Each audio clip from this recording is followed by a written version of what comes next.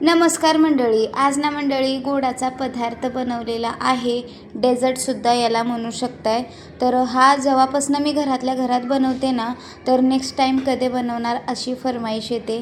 तर नक्की ट्राय करा। व्हिडिओ कसा वाटला कमेंट्स बॉक्समध्ये सांगायला विसरू नका आणि पूर्ण व्हिडिओ बघा म्हणजे तुम्हाला कळेलच।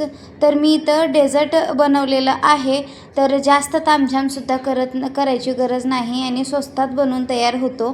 तर इथं मी डेझर्ट बनवण्यासाठी किंवा गोडाचा पदार्थ बनवण्यासाठी इथं नॉर्मल टेम्परेचरच्या दुधामध्ये कस्टर्ड पावडर 2 चमचे मिक्स करून घेतलेला आहे। इथं 2 कप दूध इतकं उकळत ठेवलेलं आहे किंवा उकळायला ठेवलेलं आहे। थोडीशी साखर घातलेली आहे, आवडीप्रमाणे साखर कमी जास्ती करू शकताय। थोडासा गोड जास्तच घातलेला आहे कारण मी इथं ब्रेडचा वापर केलेला आहे पुढं चालून। आता उकळी आली की दुधाला इथं कस्टर्ड पावडर घालून मी मिक्स करून घेतलेलं आहे। दाटसर शिजवून घ्यायचं आहे याला आणि याला थंड होण्यासाठी बाजूला ठेवून द्यायचा आहे। आता इथं बघू शकता मी फ्रेश क्रीम घेतलेली आहे, अमूलची फ्रेश क्रीम आहे।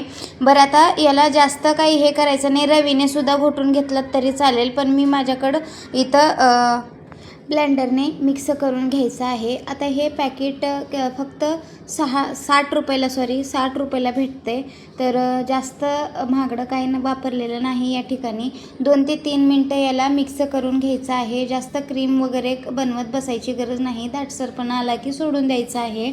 आणि आता हे तयार झालेलं आहे। इथं मी कॅडबरी घेतलेली आहे 10 रुपयाची आणि त्यालासुद्धा मी असं किसून घेतलेलं आहे किसणीनं, किंवा वरती गार्निशिंगसाठी आपल्याला टाकायचं आहे म्हणून मी इथं अर्धी अगोदर किसून घेतलेली आहे, नंतर अर्धी वरनं किसून टाकलेली आहे। एक पसरट भांडं घ्यायचं आहे किंवा असा डब्बा घ्यायचा आहे, माझ्याकडे डब्बा होता। तर 1-2 ब्रेडचे स्लाइस खाली ठेवून द्यायचे आहेत। वरनं कस्टर्ड जे शिजवून घेतलं होतं आणि थंड करण्यासाठी ठेवलं होतं ते घालून घ्यायचं आहे।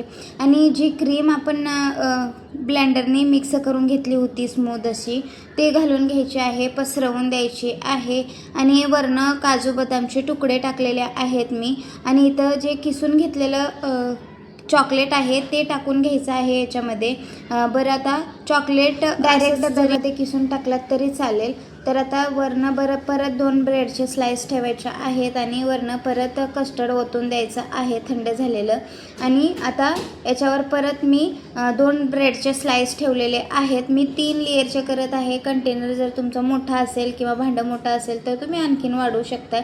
तर आता इथं मी परत कस्टर्ड ओतून दिलेलं आहे। फ्रेश क्रीम आता सगळीच आपल्याला ओतून द्यायची आहे याच्यामध्ये। तर आता इथं बघू शकताय मस्त असं गार्निशिंग करून घेतलेलं आहे वरनं मी। बरं आता याच्यावर केसरच्या काड्या टाकलेल्या आहेत थोड्याशा। बरं आता केशरच्या काड्या पूर्णपणे ऑप्शनल आहेत, तुम्हाला अवेलेबल असेल किंवा आवडत असेल तर टाकू शकता, नाही तर स्किप केलं तरी चालेल। बरं आता मी इथं किसणीने किसून चॉकलेट टाकलेलं आहे, वरनं काजू बदामचे तुकडे टाकत आहे मी या ठिकाणी।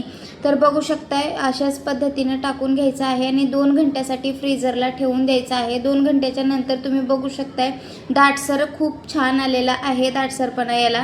आणि सर्व करून घ्यायचा आहे। व्हिडिओ कसा वाटला कमेंट्स बॉक्समध्ये सांगायला विसरू नका। आवडल्यास लाईक करा। परत भेटू नवीन रेसिपीसोबत। धन्यवाद।